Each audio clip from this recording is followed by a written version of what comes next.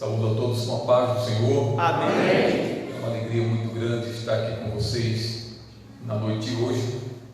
Louvo a Deus pela vida do pastor Luiz, é uma honra imensa. Eu sei que num culto de ensino é uma responsabilidade muito grande passarmos para alguém. Por isso eu louvo a Deus pela vida do pastor, por nos dar a honra e a confiança de nos confiar o púlpito para falar da palavra de Deus com vocês aqui hoje. Louvo a Deus pela vida de cada um dos pastores aqui. Deus abençoe a vida dos senhores. O pastor João Barbosa tem sido um grande amigo nosso, por nos dar esse privilégio de podermos atender esse setor, e tem sido uma bênção de Deus muito grande. Louvo a Deus por poder dessa vez viajar com a minha esposa. Ela, como trabalho secular, raramente nós temos, aliás, raramente não, essa é a primeira vez que ela consegue viajar comigo. Então é uma alegria muito grande estar com ela nesse momento. Mas para não perdermos tempo, abram suas Bíblias no Salmo 91. Salmo que todos, sei que a maioria aqui sabe de cor esse salmo.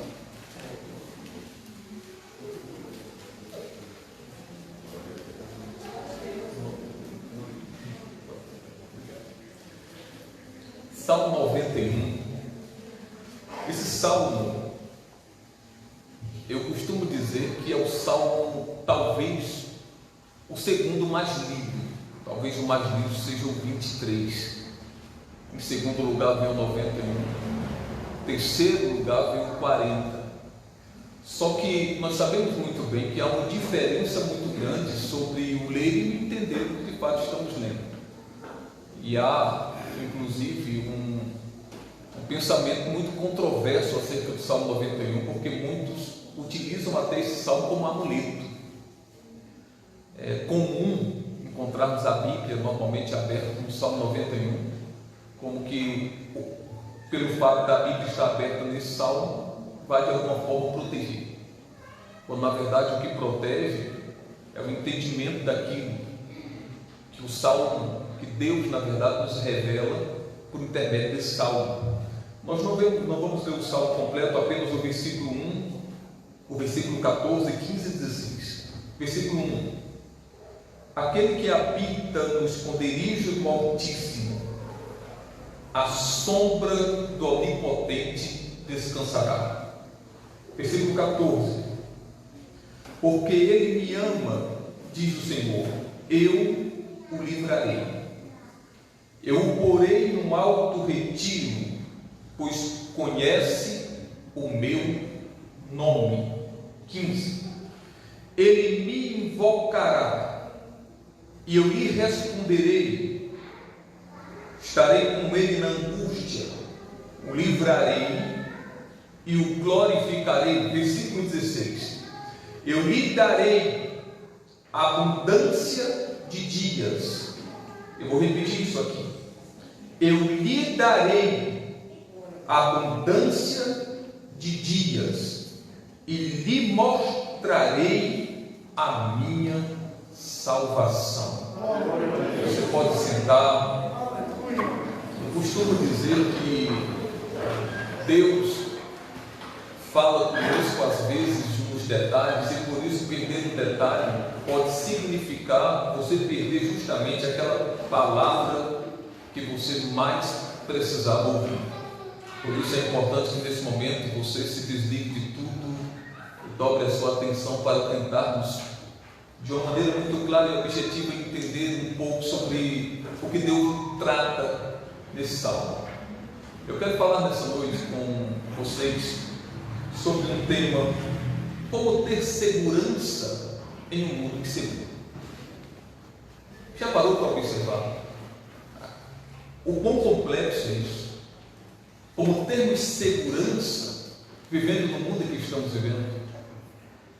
Quando nós vamos falar na questão de violência, nós estamos em um país e vamos diminuir as distâncias aqui. Nós estamos em uma cidade onde a violência está à nossa porta, onde andamos assustados, e às vezes só o fato de olhar para dois camaradas andando numa moto já nos deixa arrepiados. Estamos vivendo um momento de insegurança quando falamos concernente à violência que o mundo enfrenta.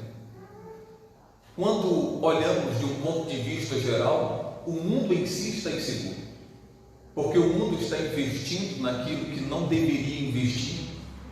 Quando você olha, você observa que os maiores investimentos são feitos principalmente na parte de armas, é isso que os países mais enfrentam, porque na intenção ou no pensamento dos países, ter segurança é ter o maior armamento. Os Estados Unidos faz questão de bater no peito e dizer: nós somos um país seguro porque nós temos armas nucleares. A China, que o diga, que constantemente continuou fazendo testes, e aqueles testes não são outra coisa senão uma forma de deixar claro para as outras nações o armamento que eles têm. E isso faz com que eles se sintam automaticamente seguros. Essa é a segurança deles. Em contrapartida, vem a Rússia, que tenta ali estar sempre perto dos Estados Unidos, tentando mostrar que tem uma segurança muito grande, que tem um armamento muito forte. E quando nós olhamos em todos os contextos para falar de armamentos a nível de país, o Brasil fica lá. Quando não tem armas nucleares, quando não tem um exército preparado para uma guerra, e nós poderíamos resumir que nós brasileiros estamos vivendo uma insegurança a nível mundial. Porque, no ponto de vista humano, segurança é isso.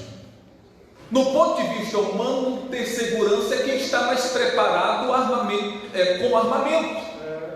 No ponto de vista humano, ter segurança seria nós andarmos com duas pessoas armadas do nosso lado, que estivessem dispostos a atirar em qualquer ameaça que se levantasse contra nós. Ter segurança, quem sabe, seria, do ponto de vista humano, nós andarmos com o melhor colete à prova de balas e em um carro blindado. Talvez segurança para nós, do ponto de vista humano, representasse isso. Essa é a visão humana. Mas no ponto de vista espiritual, a segurança é completamente tratada diferente daquilo que é segurança no ponto de vista humano. No ponto de vista espiritual, para ter segurança, eu não preciso andar com dois seguranças armados. Para ter segurança no ponto de vista espiritual, eu não preciso andar com um colete à prova de balas. Para ter segurança no ponto de vista espiritual, eu não preciso andar em um carro blindado. Para ter segurança no ponto de vista espiritual, eu não preciso morar em uma dessas nações que tem armamentos nucleares que antes citei. Para ter segurança no ponto de vista espiritual, eu preciso não estar em um carro blindado, mas estar em um lugar. E esse lugar chama o centro da vontade de Deus. É isso que me dá segurança. O salmista, e a dúvida sobre quem escreveu esse salmo, alguns historiadores dizem que foi Moisés, outros dizem que foi Davi, e para ser bem sincero, isso não faz diferença nenhuma para nós. Mas esse escritor, ele vai escrever o salmo inteiro, não querendo criar um mantra para nós ficarmos repetindo, mas para despertar em nós o que de fato nos dá segurança. E ele começa dizendo que aquele que habita nos esconderijos do Altíssimo, esse tem segurança. Ele diz: aquele que habita nos esconderijos do Altíssimo, a sombra do Onipotente descansará. No original diz: aquele que habita nos esconderijos do Altíssimo, ele descansa na sombra do Onipotente. Você consegue perceber? Quando nós vamos ver Deus, ou falar um pouco sobre Deus, nós vamos entender que Deus, para ser Deus, ele tem algumas características bem específicas. E uma delas é a sua onipotência. Ou seja, a onipotência de Deus mostra que Deus pode todas as coisas, que não há nada que Ele não possa fazer, que não há problema que Ele não possa resolver, que não há situação que Ele não possa mudar. E quando o salmista começa a escrever esse salmo, ele diz que aquele que habita no esconderijo do Altíssimo, ele descansa na sombra do Onipotente, na sombra daquele que tudo pode. Automaticamente, queridos, esse texto acaba, esse primeiro versículo acaba já nos deixando uma clareza enorme, que nós não temos motivo algum, não temos nenhum motivo sequer para duvidarmos que a nossa situação de vida, que os problemas que momentaneamente enfrentamos não tem solução, porque nós estamos na sombra daquele que pode todas as coisas. Agora, ouvir é uma coisa e entender é outra. O que nós precisamos, queridos, é pararmos para compreender onde de fato nós estamos. Que por mais que o mundo esteja inseguro, e quando vamos falar de segurança, no momento de pandemia, como estamos enfrentando, isso piora ainda mais. É difícil seguir ou sentir segurança quando nós sabemos que há um inimigo invisível aí fora. Eu ouvi alguém dizer isso. Só que nós que somos a igreja, nós somos acostumados a lutar contra um inimigo invisível 24 horas por dia. Não é apenas o vírus que está aí fora e é invisível que automaticamente é o nosso inimigo. Nós temos um inimigo muito mais letal que o coronavírus, chamado Satanás, que está ao nosso derredor, rugindo como leão faminto, em busca de quem possa tragar, e às vezes nós não acordamos para essa realidade.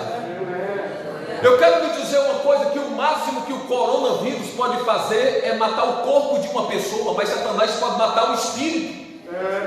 Satanás pode fazer com que essa pessoa, porque eu vou ser bem sincero com os senhores e senhoras aqui, se o coronavírus conseguir matar um crente, o máximo que ele pode fazer é apressar, é adiantar o encontro dessa pessoa com Deus nos céus. Agora Satanás não, Satanás é muito mais letal. Se Satanás conseguir atingir a vida de alguém e matar alguém, ele consegue conduzi-la à eternidade com ele no lago de fogo e enxofre. E o que eu quero que vocês entendam aqui é que existe um inimigo invisível aí fora, muito mais perigoso do que nós imaginamos. Talvez você esteja trancado dentro, não de casa mais, mas dentro de si próprio, com medo de um vírus, e não tem se atentado para um perigo muito maior que está ao nosso derredor, e a Bíblia que diz isso. Talvez você não tenha se atentado que, inclusive, ele tem utilizado das suas ferramentas para utilizar essa situação que o mundo enfrenta, para tentar lhe distanciar dos caminhos de Deus, para tentar lhe ferroar com o seu ferrão venenoso nesse momento de dificuldade. Porque se tem uma coisa que Satanás sabe, é se aproveitar das situações, e ele se aproveita principalmente dos momentos de fraqueza. Porque, acreditem, se quiser, mas Satanás não tem coragem de enfrentar nenhum de nós enquanto estamos de joelho orando. Você está compreendendo o que eu estou dizendo? Vou repetir isso aqui. Satanás não tem coragem de enfrentar nenhum de nós enquanto estamos de joelho orando. Ele não tem coragem de enfrentar nenhum de nós num dia em que estamos jejuando. Mas ele vem justamente nos momentos que nos encontramos fracos, no momento de fraqueza, no momento que nós baixamos a guarda. E vamos ser bem sinceros com nós mesmos, porque com Deus não precisamos ser sinceros, porque Ele conhece tudo. Vamos ser sinceros com nós mesmos. Quantas pessoas não foram abaladas por essa situação que o mundo está enfrentando? E eu não estou falando aqui em ser abalado no lado físico, estou falando em ser abalado em algo que não deveria ser abalado, que é a nossa vida espiritual. É ser abalado na nossa fé. Só que se nós pararmos para observar, só existe uma forma, só existe um momento que nós podemos de fato expressarmos aquilo que cremos. É no momento que as lutas vêm, é no momento que nós somos desafiados. Mas essa situação veio justamente como uma forma de nos desafiar, e muitas pessoas acabaram sendo abaladas nesse momento de dificuldade, nesse momento de turbulência que o mundo tem enfrentado. E Satanás tem aproveitado justamente esse momento de fraqueza para atingir pessoas com desânimo, com a falta de convicção. Há pessoas que a oração tem sido semelhante a de muitos homens na Bíblia. Onde está, ó Deus, o Senhor nesse momento? Ou seja, a dúvida tem encontrado lugar no coração de muitas pessoas. E eu vou repetir: Satanás chega justamente no momento em que nós nos encontramos fracos. Quer um exemplo claro? Jesus ficou 40 dias no deserto de jejum. E é impressionante como Satanás poderia ter ido até ele em qualquer momento. Mas ele só foi no último dia do jejum, pois Jesus já não aguentava mais de fome, porque Jesus estava no corpo físico, ele sentia fome, ele sentia sede como nós sentimos. Ele não foi no primeiro dia, porque ele sabia que no início, normalmente, nós estamos fortes. Ainda, ele foi no último dia, exatamente no momento que a Bíblia diz que Jesus sentiu fome. No momento que a Bíblia diz que Jesus sentiu fome, automaticamente diz que Satanás foi tentá-lo. Porque Satanás tenta pegar os nossos momentos de fraqueza. Não é nos momentos que nós estamos fortalecidos que ele nos tenta, mas é no momento que estamos sensíveis. E é impressionante porque Satanás chega para Jesus e utiliza a própria Bíblia para tentá-lo. E ele não poderia tentar qualquer outro texto, mas ele utiliza justamente o Salmo 91. Ele diz, lógico que ele usou vários. Primeiro ele diz: transforma essas pedras em pão. Aí ele vai citar o Deuteronômio. Mas depois ele vai citar o Salmo 91 para dizer para Jesus se lançar de um lugar alto. E cita o versículo 11 do Salmo 91 para dizer que os anjos o iriam guardar, o iria proteger. Mas Jesus utiliza a mesma palavra para vencê-lo e diz: também está escrito: não tentarás o Senhor teu Deus. Aqui automaticamente eu aprendo que a ferramenta que nós temos para vencer o diabo é a espada do Espírito, que Paulo vai dizer escrevendo aos Efésios, que é a palavra de Deus. Quando nós estamos alimentados com a palavra de uma forma automática, estamos fortes espiritualmente. Por isso, queridos, nós precisamos nos fortalecer, tendo entendimento que a insegurança que está aí fora não significa insegurança para nós que estamos aqui dentro.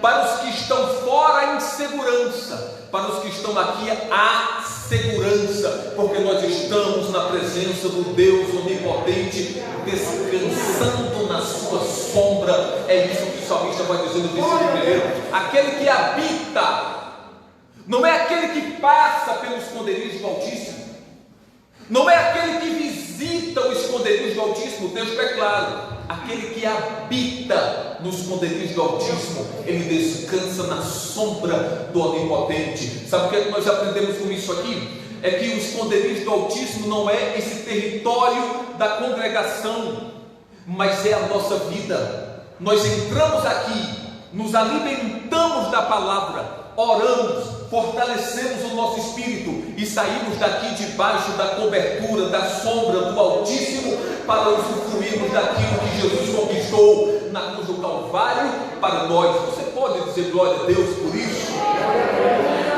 Aquele que habita nos esconderijos do Altíssimo, ele descansa na sombra do Onipotente. Eu acho impressionante a forma como o salmista usa, porque ele mostra, utilizando um meio para melhor entendermos, como ser o verso um território, onde quem está naquele território está em segurança. Eu não sei se vocês já perceberam, mas é impressionante, pastor Luiz, como quando Deus tirou o povo de Israel do Egito, ele tirou o povo que tinham vivido anos de escravidão. E sabemos toda a série de milagres que aconteceu antes deles saírem. Depois que eles saíram, Deus abriu o mar vermelho, eles atravessaram. E após atravessar o mar vermelho, eles entram no deserto. Só que aquele povo, mesmo eles sendo escravos, eles sentiam segurança. Primeiro, naquela época, o Egito era uma grande potência, nenhuma outra nação ia invadir. Então eles sentiam segurança mesmo sendo escravos. Eles sentiam segurança, vá entendendo aí, mesmo sendo escravos, eles sentiam segurança.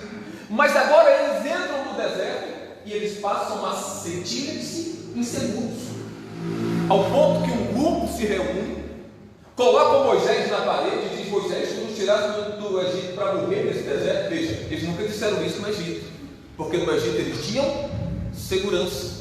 Eu acho impressionante como muitas pessoas tinham segurança quando estavam no mundo e hoje não conseguem sentir segurança na igreja. É impressionante isso.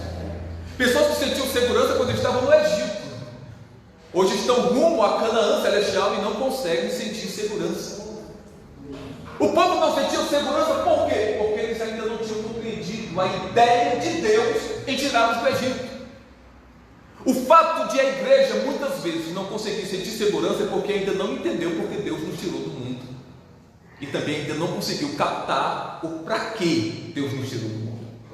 Não conseguimos entender ainda que nós estamos numa jornada, que nós estamos andando em direção a algo muito maior do que isso que nós estamos vivendo. É porque ainda não acordado para a realidade que o que nos espera é muito maior do que aquilo que nós podemos conseguir em vida. Existe algo, um lugar muito especial esperando por nós. E se nós tivermos convicção do caminho em que estamos seguindo, nós vamos entender que esse caminho é um caminho seguro. Você não está em um caminho perigoso, você está em um caminho seguro, porque por mais que os perigos estejam em volta, há segurança no caminho, porque o caminho que nós estamos não é um caminho apenas no mapa, mas é uma pessoa. Foi ele mesmo que diz: eu sou o caminho, a verdade e a vida, e ninguém vem ao Pai senão por mim.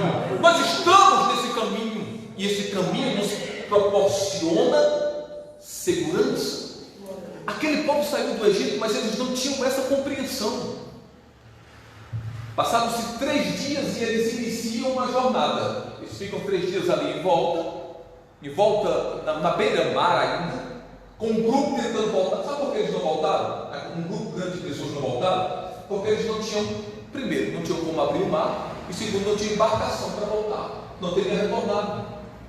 Sabe por que algumas pessoas não voltam na fé? Sabe, você, profeta de Deus aqui hoje, sabe por que algumas pessoas no meio dessa pandemia não voltaram na fé, não retrocederam? Porque olharam para todos os lados e viram que não tinha para onde ir, não tinha como voltar. Viram que não tinha mais como retroceder, já andaram, já foram longe demais. Lembra quando 5.000 pessoas, de uma única vez, imagine, pastor, o senhor pastoreia a igreja, imagina que 5.000 pessoas, 5.000 membros chegarem a dizer: pastor Luiz, olha, estamos indo embora, não vamos mais congregar aqui. Imagina que a maioria da igreja dizer isso. Chegou 5.000 discípulos de Jesus para ele, e um único dia disseram: nós não vamos mais te ouvir, tua palavra é muito dura, estamos indo embora. Era para Jesus ter entrado em depressão se fossem muitos líderes que existem hoje, não é, pastor Luiz? Com certeza. Mas Jesus olhou para os 12 que sobraram e perguntou: querem ir também? Aí Pedro levanta-se e diz: para onde iremos, Senhor? Você só tu tens palavra de vida eterna. No meio da insegurança em que vivemos, às vezes, de fato, somos de carne e osso e olhamos para os lados e dizemos: rapaz, o negócio está apertado aqui, tem que ir para algum lugar. E depois tem: para onde iremos? Se só tu, Senhor, tens palavra de vida eterna. Para onde você pode ir se só aqui na igreja você consegue receber o alimento do céu? Para onde você pode ir se só aqui você consegue ouvir a revelação de Deus para o seu coração? Para onde você pode ir se só aqui você entra de cabeça baixa e sai de cabeça erguida? Para onde você pode ir se você olha para todos os lados e não encontra apoio, mas quando você entra aqui, nem que seja um ombro para você chorar, do próprio Cristo você encontra. Não há para onde ir. Aqui é o lugar. Aqui é o lugar. Enquanto o mundo está inseguro, você está seguro, porque você está em Cristo. Você está em Cristo. O caminho é Cristo. Você está em um caminho seguro. Aquele povo não tinha essa convicção, queriam escapar, queriam retroceder. Quantas pessoas pensaram em retroceder, retornar, voltar atrás? Mas Deus me mandou hoje aqui com uma palavra de Deus ao seu coração. Não há para onde você retroceder, não há para onde você ir. Aqui é o lugar. Aqui é o lugar que lhe proporciona segurança. E é impressionante como aqui não há armamento nenhum, mas aqui existe a sombra do Onipotente, que consegue nos proteger, que consegue nos guardar, que consegue nos livrar de tudo aquilo que nunca tem. Que é a segurança. 3 dias depois eles iniciam a jornada. E eles percebem uma coisa. percebe que nós sabemos muito bem que o deserto é meio doido. O deserto é meio tipo clima de São Paulo. Só que o clima de São Paulo tem as 4 estações em um dia. O deserto tem 2 estações no dia. Durante o dia no deserto, a temperatura chega até 45 graus e, dependendo, a sensação térmica chega de 50. É uma coisa absurda. Só que isso, a partir da noite, a partir das 6 horas da noite, a temperatura começa a cair e quando chega por volta das 22 horas, ela já está a 5 graus negativos. É outro extremo. Chegando a sensação térmica até menos 10. Agora tente imaginar, aquele povo saiu fugindo. Quem foge não leva muita roupa. Quem foge não tem como levar cobertores preparados para o tempo que vai enfrentar. Quem foge não leva alimentação. É tão provável que eles levaram uma massa sem fermento, que não deu tempo de fermentar. Quem foge leva poucas coisas, e aquele povo fugiu. Eles não levaram os cobertores necessários para proteger eles à noite, e nem levaram as capas necessárias para protegê-los durante o dia. Resumindo, eles tinham, humanamente falando, razão em estarem inseguros.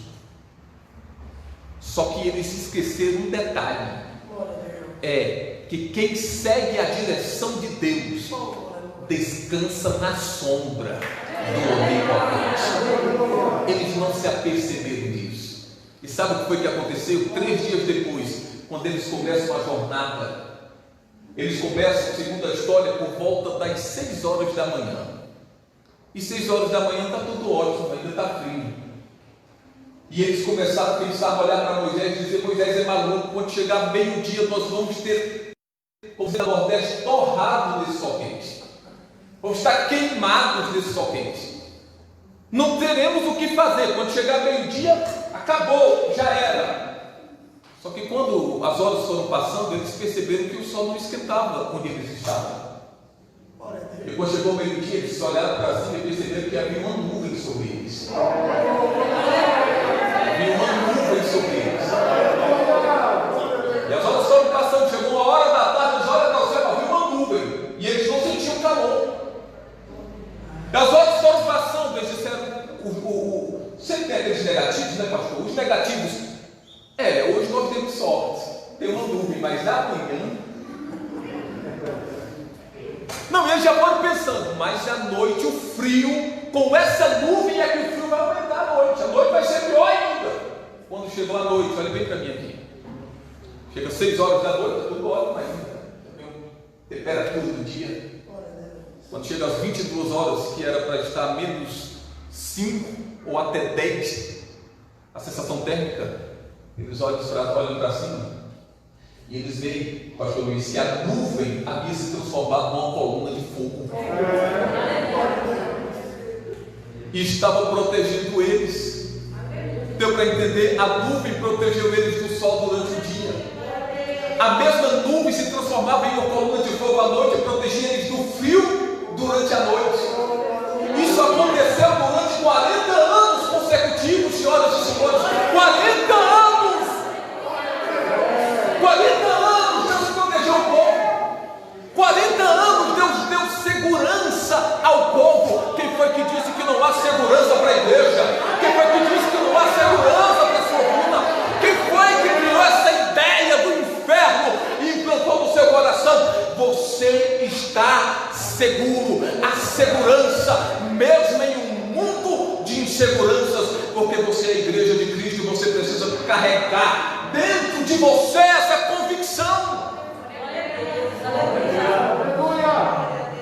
Quer ver outro exemplo?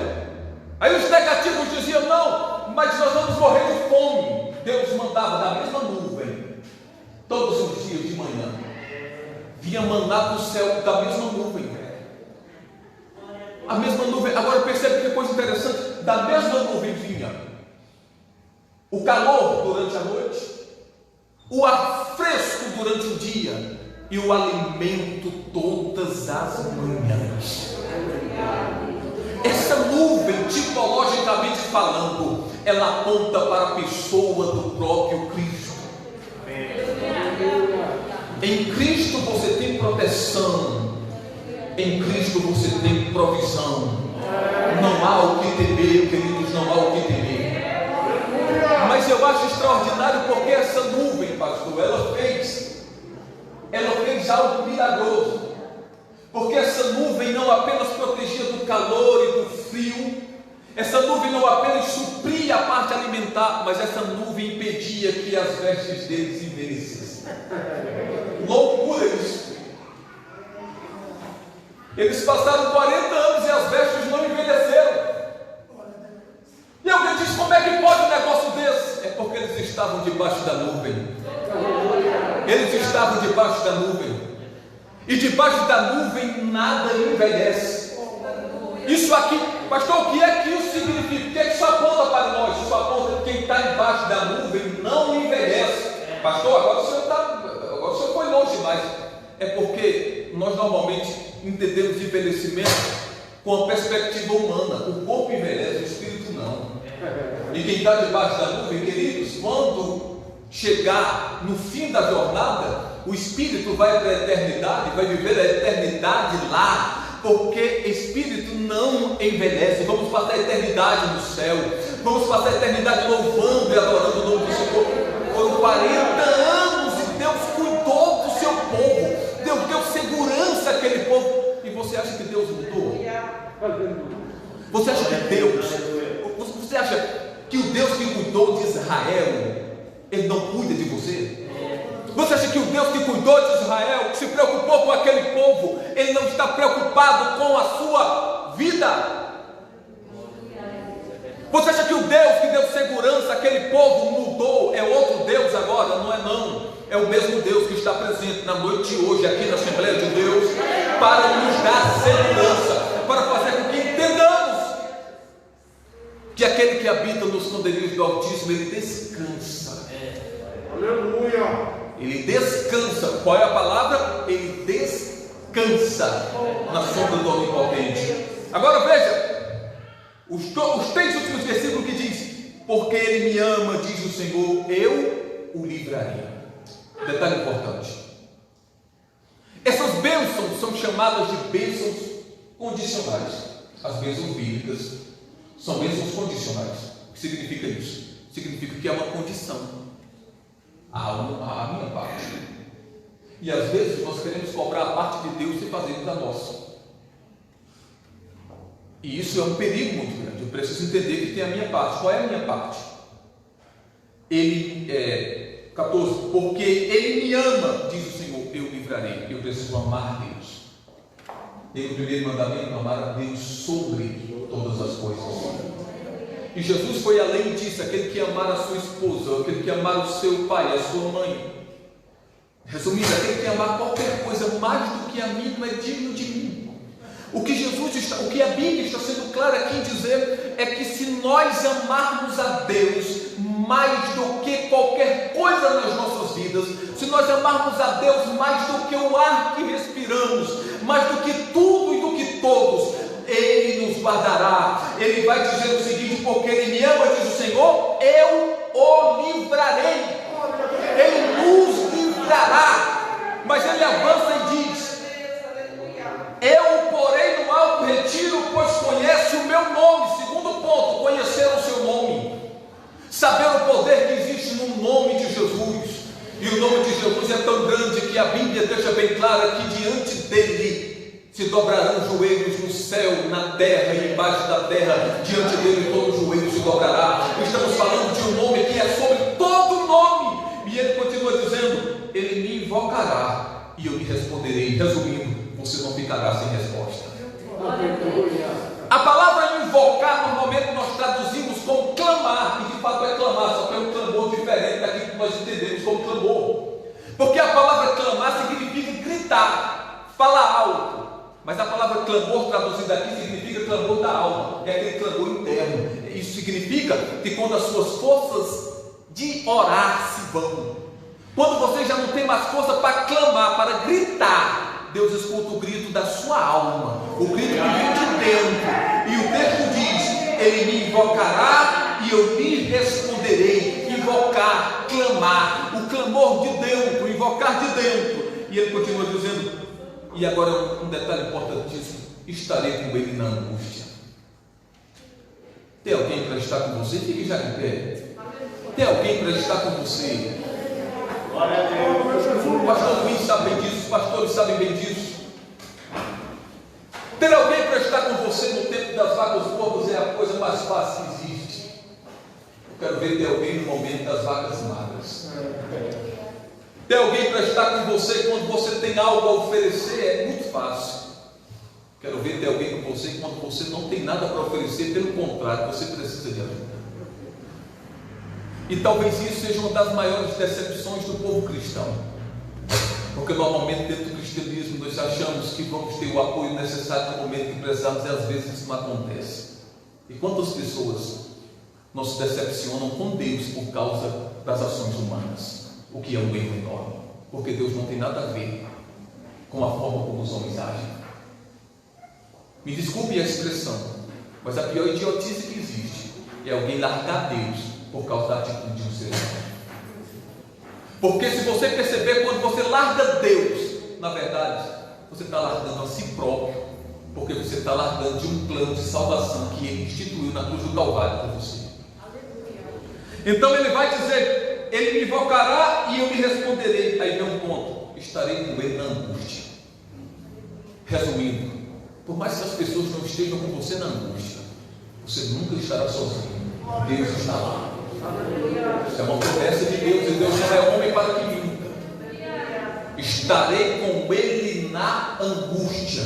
Deus está com você na angústia. Nos piores momentos da sua vida, você pode achar que os amigos fugiram de perto de você, que os familiares fugiram de perto de você. Deus está com você no meio da angústia. E é bem verdade que existem algumas angústias, alguns momentos que enfrentamos na vida, que por mais que tenham pessoas em volta, nós nos sentimos sozinhos, mas Deus vai continuar dizendo: eu estarei com Ele na angústia. E Ele continua e diz: estarei com Ele na angústia, o livrarei. A nossa tradução diz: o glorificarei, mas está errado, é o exaltarei. O livrarei e o exaltarei. Resumindo, no fim da angústia, há livramento e exaltação de Deus na sua vida. Agora, eu sei que eu já extrapolei o tempo, pastor, mas eu vou fazer 1 minuto de oração com vocês. E eu gostaria que você, de olhos fechados, levantasse a sua mão. Pai, em nome de Jesus, aqui está a tua igreja, Pai. E eu venho nessa noite te pedir, em nome de Jesus, que essa palavra seja plantada no coração do teu povo, que eles entendam, Senhor, que em Ti há segurança, que em Ti há segurança, Senhor, que não há o que temer.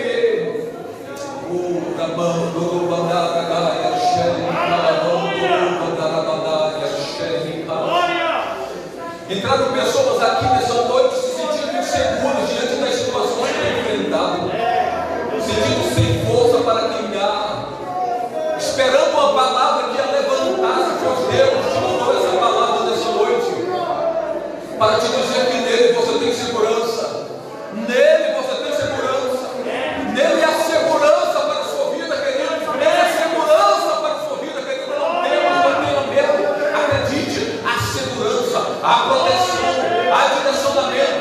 Não saia de debaixo da nuvem antes de cabeça erguida e usufrua do cuidado de Deus, porque nele há segurança, em nome de Jesus. Em nome de Jesus, você pode dar um glória a Deus bem alegre por isso? Amém? Você acredita que você está seguro? Você consegue acreditar nisso?